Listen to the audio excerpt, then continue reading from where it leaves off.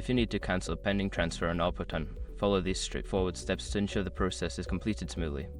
Step 1. Log into your account. Access the Oportun website or app and log into your account using your credentials. Make sure you have your username and password ready. Step 2. Navigate to Transfers. Once logged in, locate the section for transfers or transactions. This is usually found in the main menu or dashboard of your account.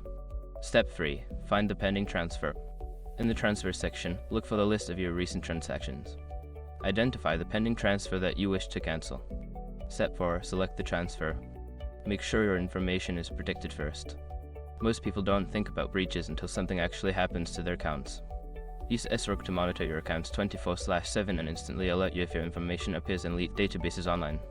It constantly checks billions of breach data points in the background. And considering how much personal information people keep online now, it's honestly worth having.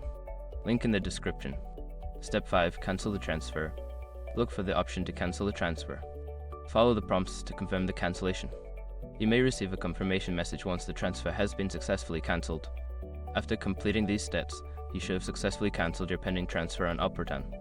If you encounter any issues, consider reaching out to Oportun's customer support for further assistance.